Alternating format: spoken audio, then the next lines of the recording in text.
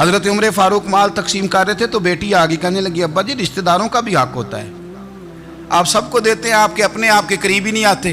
تو حضرت عمر فاروق نے کیا لفظ کہے، کیا حقیقت ہے، کیا حسن ہے، فرمانے لگے پتر یہ مال تیرے باپ کا نہیں مسلمانوں کا ہے، جب تیرے باپ کا ذاتی مال ہوگا تو اپنے رشتہ داروں کو دے گا، یہ مسلمانوں کا مال ہے، یہ اسی حساب سے تقسیم ہوگا جو عدل کا حساب ہے، جو ترازو ٹھیک ہے۔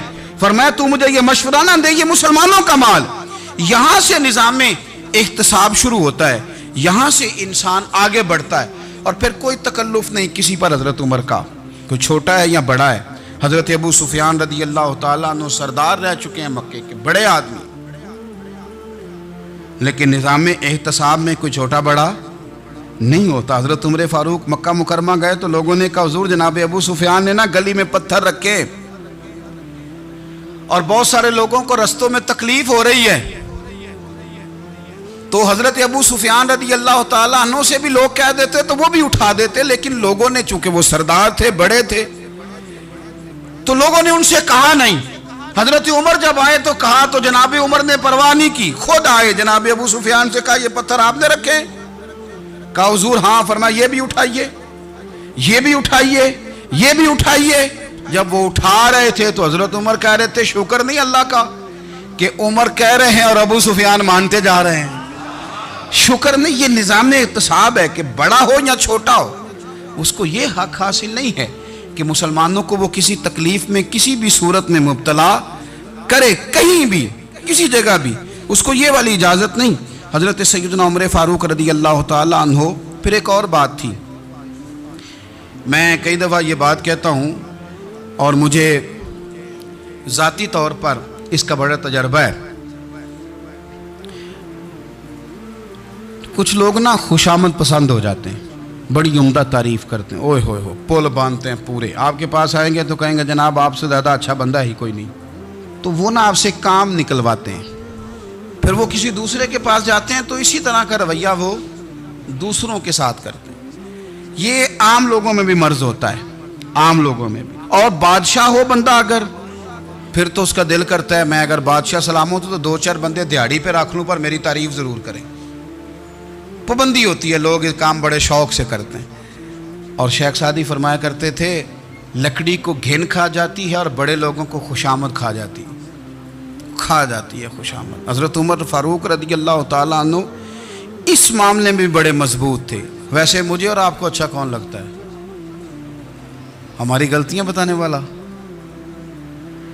ہمارے ایسا فرمایا کرتے تھے اپنے دشمنوں کی باتوں پر بھی غور رکھو، تمہارے دشمن تمہیں نکھار دیتے ہیں، تمہارے اندر جو کوتاہیاں ہوتی ہیں وہ تمہیں پتہ چل جاتی ہیں کہ یہاں میری اصلاح ہو رہی، ان پر غور کرو وہ کیا کہتے ہیں۔ حضرت عمر فاروق کی تعریف کی ایک بندے نے، کمال تعریف کی، وہ اس کا خیال تھا کہ رزلٹ بڑا شاندار آئے گا، بادشاہ کی تعریف ہوتی تھی تو پھر تھیلی جاتی تھی اشرفیوں کی، کمال رزلٹ آئے گا۔ تو حضرت عمر جب وہ پوری کر چکا نا بات تو فرمانے لگے تو خود بھی ہلاک ہوا اور مجھے بھی ہلاک ہی کر دیا ہے، خود بھی تباہ ہوا ہے مجھے بھی تباہ کر دیا۔ کس طرح کی باتیں کر رہا ہے؟ ایک بندہ اور آیا اور اس نے آ کے کہا کہ پوری امت میں سب سے افضل ہے فاروق اعظم آپ ہی ہیں۔ تو حضرت عمر فاروق فرمانے لگے تجھے تیری ماں روئے، ابو بکر تجھ سے بھی افضل تھے، تیرے باپ سے بھی افضل تھے، اور صدیق اکبر مجھ سے بھی افضل ہیں اور میرے باپ سے بھی افضل ہیں۔ یہ تو کس طرح کی بات کر رہا ہے؟ یہاں ہر شے ہضم نہیں ہو جاتی، فوری طور پہ لوگ ڈکار بھی پورا نہیں لیتے۔ قرآن مجید نے کہا فَلَا تُزَكُّوا أَنفُسَكُمْ هُوَ أَعْلَمُ بِمَنِ اتَّقَىٰ، اپنے منہ سے نہ کہو میں پاک صاف ہوں، اللہ زیادہ بہتر جانتا ہے کہ تم میں سے پرہیزگار کون ہے۔ اپنے منہ سے تعریفیں کرتے کراتے ہو، یہ مزاج چھوڑ دیں۔ حضرت عمر رضی اللہ تعالیٰ عنہ پسند نہیں کرتے تھے۔ ایک آدمی نہ چلتا تھا وہاں تو بڑا متکبرانہ چال کے ساتھ چلتا، حضرت عمر نے دیکھا، یہاں تک احتساب فرماتے تھے، زمین پہ زور زور سے پیر پٹکتا، چال بڑی اس کی متکبرانہ، لوگ بڑے پریشان ہوتے۔ حضرت عمر نے ایک دن سمجھایا، باز نہیں آیا، اگلے دن پہ درہ نکال لیا، لگائے 4 درے، فرمایا آج کے بعد نہ چلنا اس طرح مدینے میں پیر پٹک پٹک کے۔ اس وقت تو اسے غصہ لگا، لیکن کچھ دیر کے بعد نا جب غصہ اترا تو حضرت عمر کے پاس آیا، کہنے لگا حضور اللہ آپ کا بھلا کرے، آپ نے درے نہیں مارے، آپ نے تو شیطان بھگا دیا جو میرے ساتھ چمٹا ہوا تھا، چمٹا ہوا شیطان آپ نے مجھ سے بھگا دیا ہے۔ یاد رکھیں مسند امام احمد بن حنبل میں حدیث ہے، اللہ کے پیارے رسول صلی اللہ علیہ وسلم فرماتے ہیں جو دنیا میں متکبرانہ چال کے ساتھ چلتا ہے نا، قیامت کے دن وہ اللہ سے اس حال میں ملے گا کہ رب اس سے ناراض ہوگا۔ متکبرانہ چال سے نہیں چلیں گے۔ تو حضرت فاروق اعظم رضی اللہ تعالیٰ عنہ کا یہ طریقہ تھا کہ آپ خیال کرتے، اور پتہ کس طرح کا آپ کا مزاج تھا، فرماتے تھے تقسیم کرو، دوسروں کا بھی خیال رکھو۔ جس طرح بندہ دیوانہ وار نہیں لوگوں کا خیال رکھتا کہ بندہ بگڑے کوئی نہ، دیوانہ وار۔ کچھ لوگ تبلیغ کرتے ہیں رسمی، اور کچھ لوگ ایسے ہوتے ہیں جو لوگوں کی اصلاح میں دیوانے ہو جاتے ہیں۔ ان کی خواہش ہوتی ہے یہاں بھی بندہ ٹھیک ہو جائے، یہاں بھی بندہ ٹھیک ہو جائے، یہاں بھی بندہ ٹھیک ہو جائے۔ کچھ لوگ کڑی نگرانی کرتے ہیں کہ انسان بگڑنے نہ پائے۔ حضرت عمر فاروق رضی اللہ تعالیٰ عنہ نا گوشت والی دکان کے پیچھے جا کے بیٹھ گئے کئی دنوں تک۔ وہ کہنے لگا حضور یہاں کیا ہے؟ فرمایا تو اپنا کام کرنا۔ گوشت والی دکان پہ بیٹھے، کام کر اپنا، نگرانی کرنے لگے حضرت عمر۔ پھر آپ نے نا وہ بندے پکڑ لیے، کون؟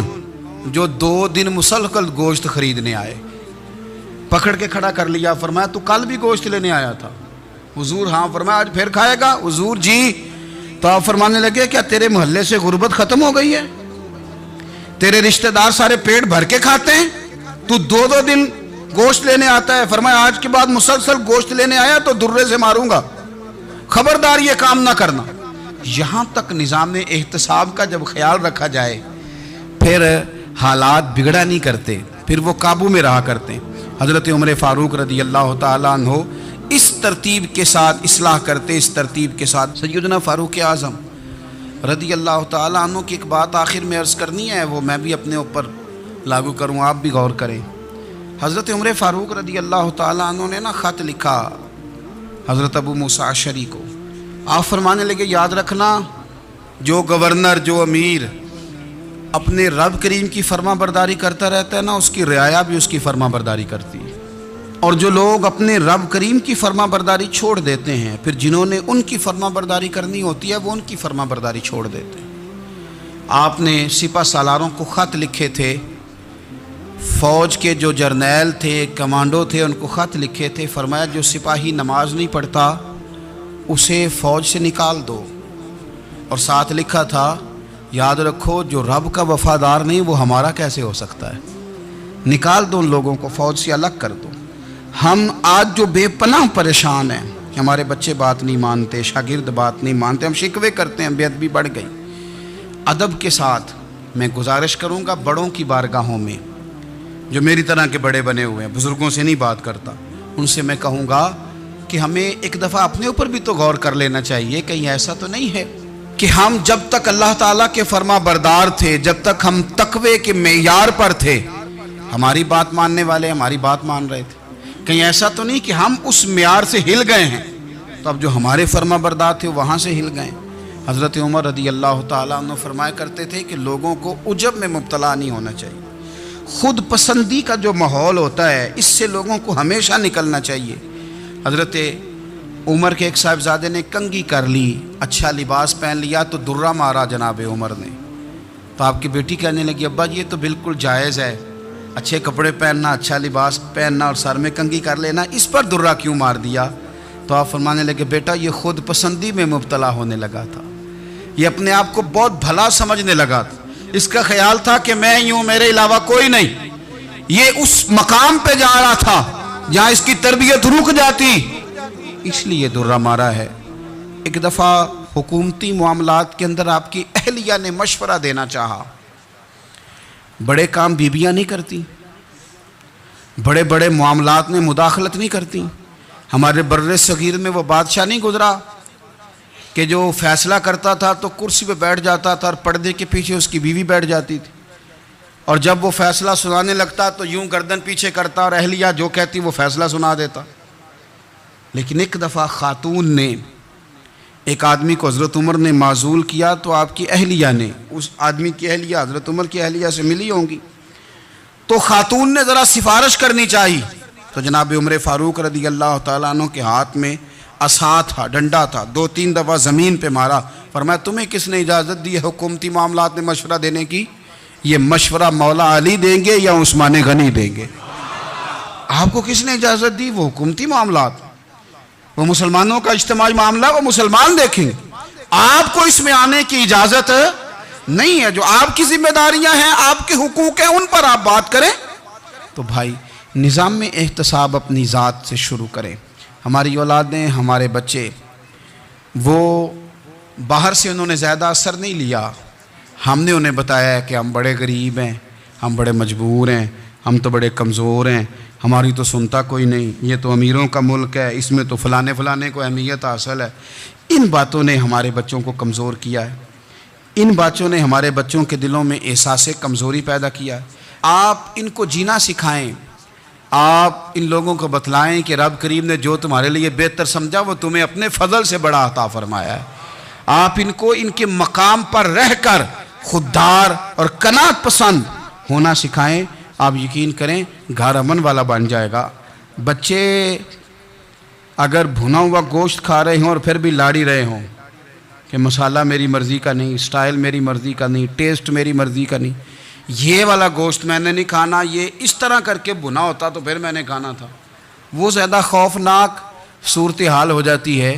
لیکن اگر ابا جی، اماں جی، گھر والے کھیتوں میں کام کر رہے ہوں اور بچے اچار کے ساتھ روٹی لے کے جائیں اور بننے پہ بیٹھ کے، پھٹے پہ بیٹھ کے وہ پھر کھانا شروع کریں، اور جب وہ اچار آئے اور وہ ایک دوسرے کو کہیں کہ آج تو 2 کلے ہو گئے میرے کام کے، اس دفعہ تو دیکھنا ہماری فصل کتنی شاندار ہوگی، ایک دوسرے کو دیکھ دیکھ کے وہ ہنسیں اور مسکرائیں اور ان کی باتوں میں لذت ہو، اور پھر وہ کہیں کہ آم بڑے اچھے مل گئے تھے، دیکھو اچار کتنا سونا آ گیا ہے، دیکھو یہ کس قدر زیادہ اچھا ٹیسٹ ہے، تیل بھی بڑا اچھا ہے، گل بھی بڑے وقت پہ گیا ہے۔ آپ یقین کریں یوں لگتا ہے کہ کائنات کی سب سے بہترین روٹی یہ لوگ کھا رہے ہیں۔ یہ سوچ حضرت عمر نے ہمیں دی ہے، یہ فکر